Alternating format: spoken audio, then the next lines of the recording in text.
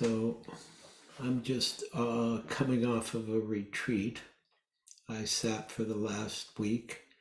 I I don't often sit at Spirit Rock anymore. I tend to go to the Forest Refuge to go sit every year for a month or something like that. But I just wanted to unplug and I wanted to get offline and off media and off telephone and off whatever it is that I do, TV, anything. And so I went and sat for a week, and there was a good retreat happening about the elements, earth, air, fire, water, and the embodiment of them.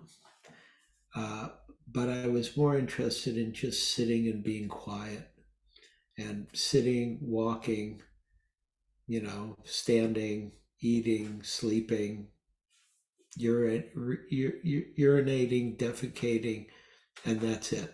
You know, just the basics, and just being there in a very simple and full way. And it was great. And I'm starting to talk about this because often after I've done a retreat, I do a whole talk on going on retreat. So I want to encourage you all, if it's possible, to go on retreat. Put a retreat on your calendar because it's so profound, really, just to learn how to be and be in the moment, because that's all that's happening. It's just a moment of life, and then a moment of life, and a moment of life, and a moment of life. And in daily life, it's very normal to get enchanted with the complexity of everything we do and how much we have to think about it or figure out and manage, and that's all part of living life and being mindful. But there's something about the wondrous part of letting go of everything and just being here moment by moment. And of course, Spirit Rock's a great place to sit. They have great food. I'm like thrilled with the food every time I go to Spirit Rock. It's so good and and nourishing and made with love. I went to in at the end to thank the cooks. Who that's their job, but they do it with love, and you whether you know it or not, you're feeling the love in the food and the gift, the generosity, as Nina was pointing at the people who are cooking, because they give their hearts to it. And there's something about letting go of thought that was really great for me this time. And I know how to be mindful of thought, and it's really great just to watch how the thoughts happen on their own, and we don't have to believe them, or we don't have to buy into them, or we don't have to be cathected to them. We can be aware of them.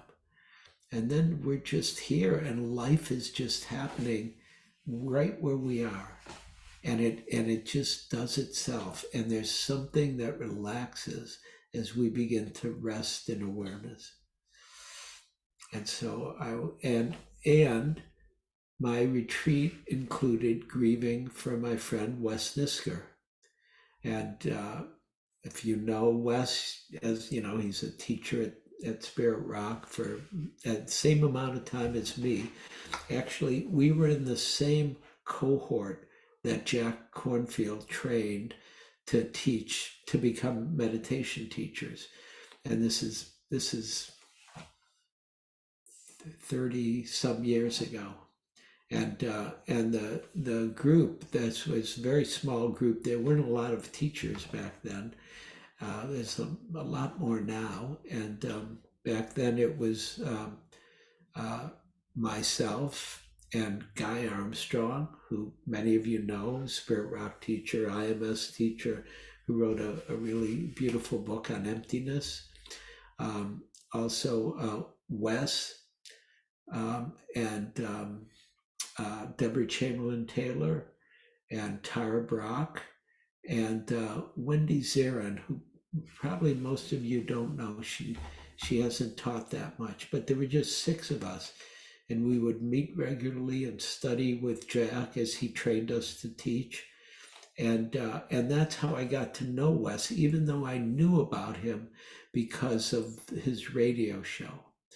But on the retreat, I he had died, and I knew he had died, and I was grieving him and remember him, and he had a bad, uh, difficult disease, Lewy body dementia, and he, it's a neurological disease, and he'd been diagnosed a few years ago, about 4 years ago, and then he died on July 31st. And he was living at what was a place called the Elder Ashram, right, which was an assisted living facility for people who needed help because he needed help at this point. And and yeah, so he was part of my retreat just because I loved Scoop and Wes. His nickname was Scoop, which actually, who did I see? That it was Abby Hoffman who nicknamed him Scoop. I don't know if that's true, but I read that as I was studying because of something, because he had some in when the Chicago uh, uh, seven, this Chicago 8 was being tried, in 1968. Somehow, Wes had he had some way in to get information nobody else had, and so they started calling him Scoop Nisker because he was scooping the country because he was a journalist back then. So, um, so Scoop was with me on the retreat, and my love for him, my appreciation for him, and my missing him. And he had a birthday celebration earlier this year, in the beginning of the year that I couldn't go to because I was away teaching, and I was really sorry I wasn't there. I actually watched most of it, not all of it. I'm still going to watch the rest. But it was about a 2 hour ceremony at Spirit Rock celebrating his 80th birthday. And so, a little background about Scoop, Wes Nisker. So, he was born in Nebraska, right? His parents were Jewish immigrant parents, and he attended the University of Minnesota, which I know a little about the University of Minnesota because my daughter attended it, like 50 years later after him. And it was a great place, very Midwest, down to earth, good teaching, good place to be. And he got into Buddhism after hearing Alan Watts there. And he arrived in the 60s. He said it was too late to join the beatniks, which he liked the beatniks. He said it was too late to join the beatniks because he was inspired by Jack Kerouac and Gary Snyder. And so he said, I was assigned to the hippies instead. And he said recently, to this day, I consider myself a kind of mongrel bohemian. A mongrel bohemian, it's a great term. He's a mongrel bohemian with a beatnik head and a hippie heart. And again, I knew him from the radio as Scoop Nisker. And of course, he had these great quotes and great, witticisms and aphorisms. On the radio, he always ended his news show saying, if you don't like the news, go out and make some of your own. And, that summed up the 60s to some extent. That era for people, and I'm part of that era, we thought we could do anything. And we were making news, and it was a new phenomena to have not political events or sports events making news, but people voicing their opinion and um, their contention with government policies, like being anti-war and anti-racism, etc. And that was a big deal. And so Scoop was part of that. And so if you don't like the news, go out and make some of your own, because then you would be on the news later at night. And I remember being in the 60s in New York and doing radical political street theater. And we would be in demonstrations, and literally shit would happen. All of a sudden windows would be being broken. Not me, I wasn't a window breaker, but windows would be broken, or at a bank or something, whatever we were marching by, and you just start to, and then the cops would come and you'd start running, and then you just turn on the news later and see if you were on the news, because it was possible it got filmed. And so I was in the teacher training with Wes and Guy Armstrong, Deborah, Tara, Wendy. And that's when I got to know him, because he was fun and he was funny and he was deep, and he had this beatnik hippie-ish attitude, but underneath it all, he was totally sincere and totally heartfelt guy. And he wasn't just a Buddhist. Like some people in the training were really steeped in Buddhism. That was their life. And that wasn't Scoop. And he'd been around the world and involved in the world as a journalist, as a radio commentator. And also, I knew his ex-wife and his daughter, because I played in a gamelan, a local gamelan, Balinese musical group, gamelan, for many years, and from 1985 on, and his ex-wife Mudita, who he'd met at the University of Minnesota, and his daughter Rose were in the gamelan. And Mudita played music, and Rose was danced even as a young girl. And he and there was just a lot of love for Scoop, and even for Mudita, ex-wife, a lot of love and appreciation. She had had a bad accident in Asia, and he came and took care of her totally, and really helped her out. And of course, Rose was very happy with her dad, like you are with any dad, up and down, but he was a pretty good dad. And at the end, she said, Rose said, that he was really present, moving with tremendous difficulty of Lewy body dementia. He moved through Lewy body dementia with humor, with acceptance, and with peace. And that he had affected the lives of so many people by helping them laugh at, forgive, and understand the plight of being human.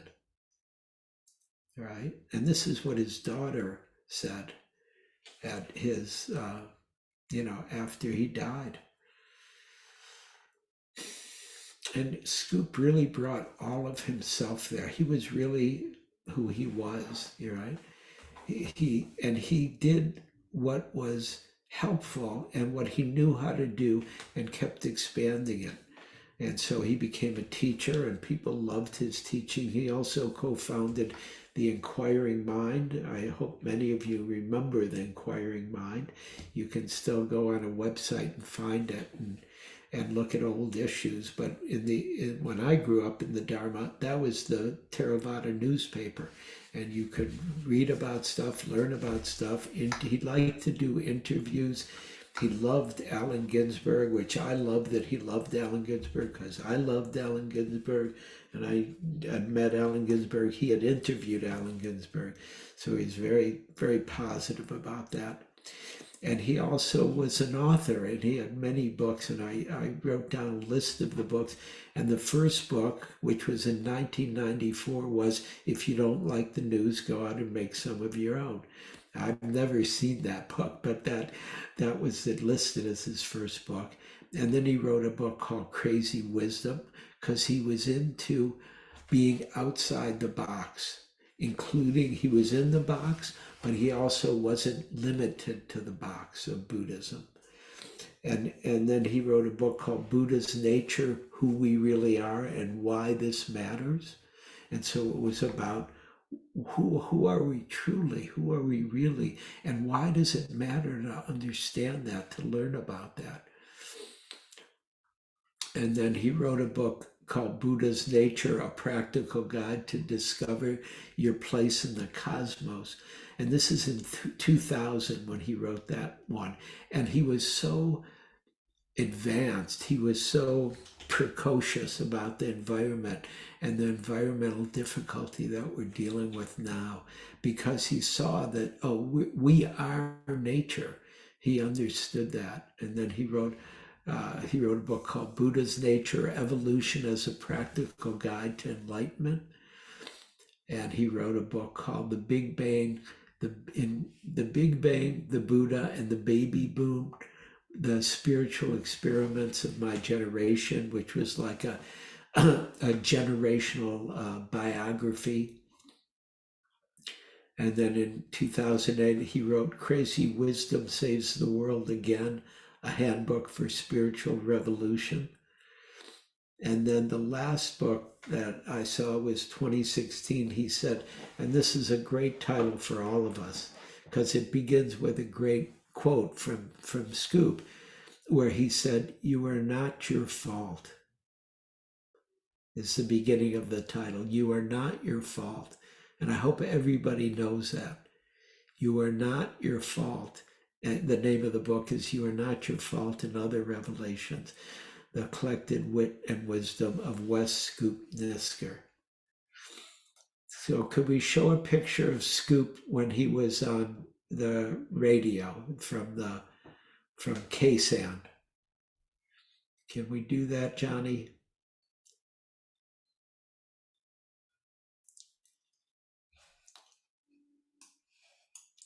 There's Scoop. This is pre-Buddhism, right? You know, and he's just this beatnik hippie guy, and he's on the radio, and he was very radical. Okay, you're going too quick there.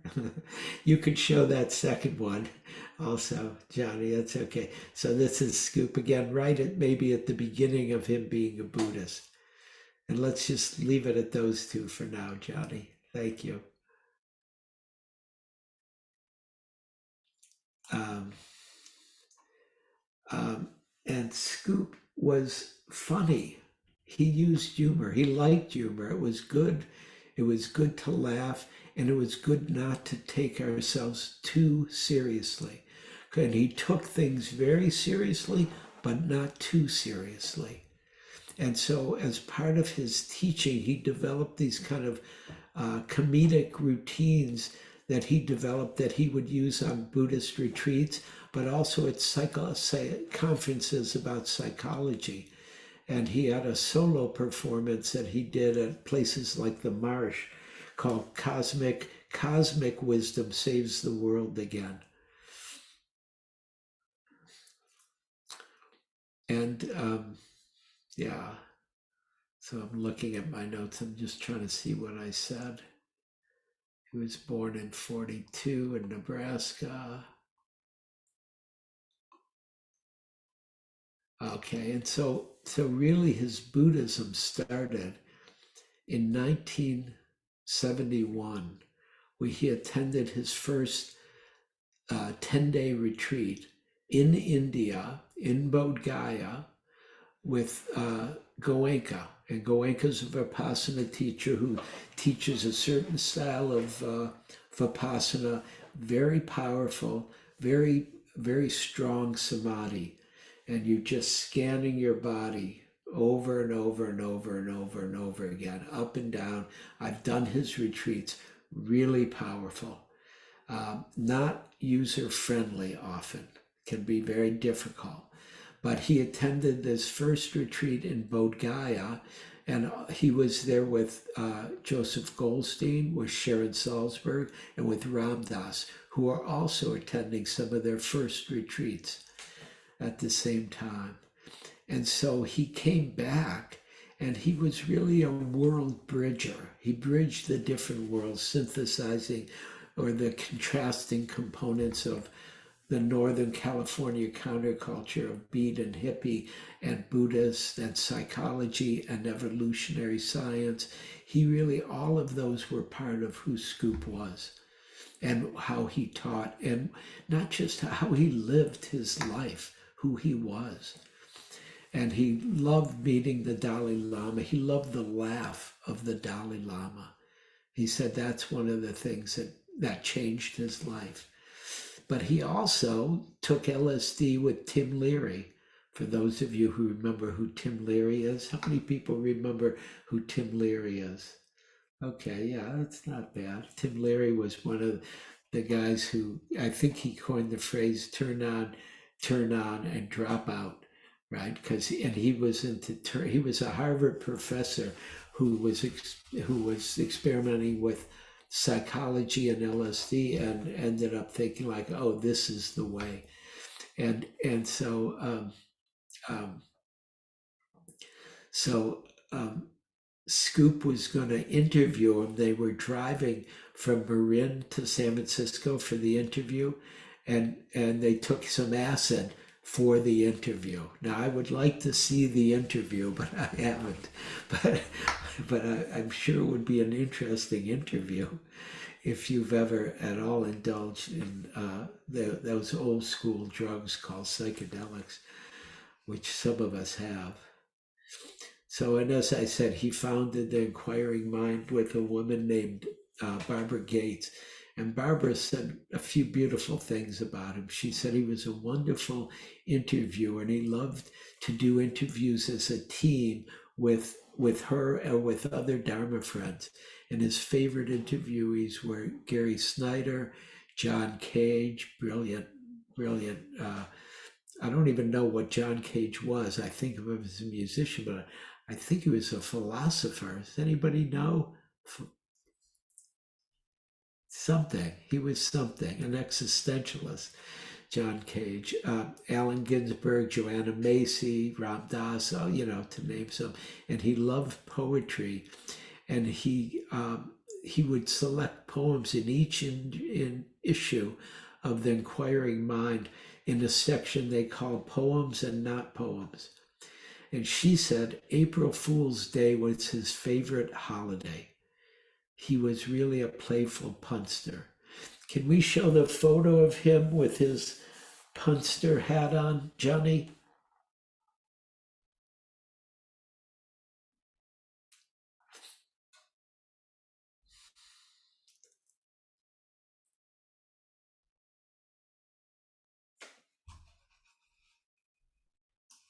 Yeah, there's the scoop.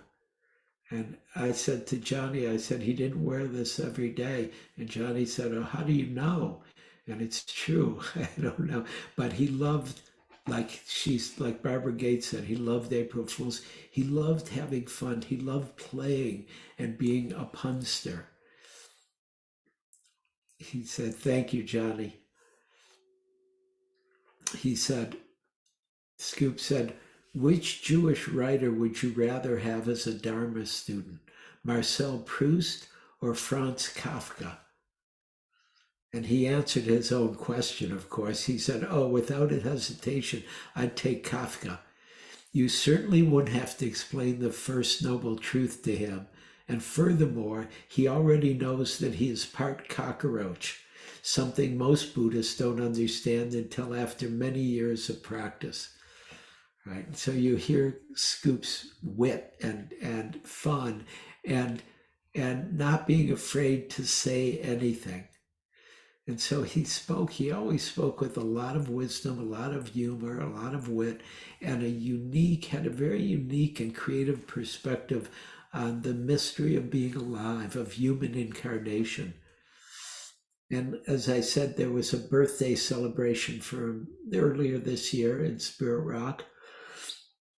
And he ended it by singing a song, right, called Buddha Blues, which was an original song of his. That was his last public appearance.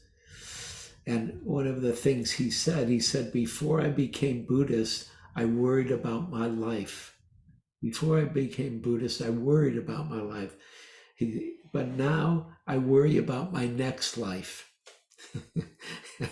And of course, we can all worry about that if we're getting older. And then I'm going to read one more thing from my friend Jack Cornfield, who loved Scoop and was friends with him for 50 years. And He said, and Jack said after Scoop died, he said, when one of your best friends and spiritual brothers dies, it's hard to put into words all that it means. Sad and tender, hard to fathom, and also a loving relief for his release from a deteriorating body. Scoop loved to invite awe of the cosmos. He loved to invite awe of the cosmos. He opened windows into the ecologic mysteries. He smiled at the absurdity of human society and carried a playful, endless, enormous creativity and deep Dharma vision. And here's one of the best things, and this is Jack talking about Scoop. He said, Wes was always kind. And I've heard this all over and over, and I've seen this. He never said anything mean about somebody else. He could kid with people, but he wouldn't say mean things to them. He wouldn't be derogatory about anybody. And so Jack said, Wes was always kind. And then Jack goes on to say, what a beautiful thing to say of someone's life. And then I'd like to end this talk by reading a poem by Wes called Why I Meditate. Yeah, Why I Meditate. And it's dedicated, it says, Why I Meditate after Allen Ginsberg. And Scoop wrote, I meditate because I suffer. I suffer, therefore I am. I am, therefore I meditate. I meditate because there are so many other things to do. I meditate because when I was younger, it was all the rage. I meditate because Siddhartha Gautama, Bodhidharma, Marco Polo, the British Raj, Carl Jung, Alan Watts, Jack Kerouac, Alfred E. Newman, et al. I meditate because evolution gave me a big brain, but it didn't come with an instruction manual. That's a good line. I meditate because I have all the information I need. I meditate because the largest colonies of living beings, the coral reefs, are dying. I'm going to say that again. I meditate because the largest colonies of living beings, the coral reefs, are dying. I meditate because I want to touch deep time where the history of humanity can be seen as just an evolutionary adjustment period. I meditate because life is too short, and so sitting slows it down. I meditate because life is too long, and I need an occasional break. I meditate because I want to experience the world as Rumi did, or Walt Whitman, or as Mary Oliver does. I meditate because now I know that enlightenment doesn't exist, so I can relax. I meditate because of the Dalai Lama's laugh. And if you've, this is now me talking, if you've ever been around the Dalai Lama, it's just the beauty and unheldness of his laugh and tears. They're the same. He's just an open human being. So he said, I meditate because of the Dalai Lama's laugh. I meditate because there are too many advertisements in my head and I'm erasing all but the very best of them. Sorry, he makes me laugh, Scoop.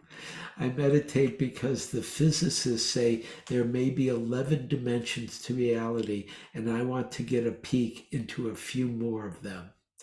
I meditate because I've discovered that my mind is a great toy and I like to play with it. I meditate because I want to remember that I'm perfectly human. Beautiful. I meditate because my heart is breaking. I meditate Oh, he said, excuse me. Sometimes I meditate because my heart is breaking. Sometimes I meditate so that my heart will break. I meditate because a Vedanta master once told me that in Hindi, my name Nisker means non-doer. I meditate because I'm growing old and want to become more comfortable with emptiness. I meditate because I think Robert Thurman was right to call it an evolutionary sport, and I want to be on the home team. He's got such a beautiful sense of humor, Scoop. I meditate because I'm composed of 100 trillion cells. I'm going to say that again. It's the beginning. I meditate because I'm composed, which we all are, of 100 trillion cells.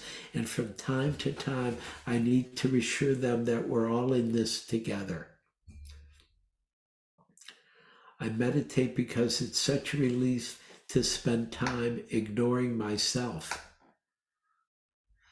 I meditate because my country spends more money on weapons than all other nations in the world combined. If I had more courage, I'd probably immolate myself. I meditate because I want to discover the fifth Brahma Vihara, the divine abode of awe, AWE, and then go down in history as a great spiritual adept. I meditate because I'm building myself a bigger and better perspective, and occasionally I need a new window. So that's the poem from Scoop, Why I Meditate.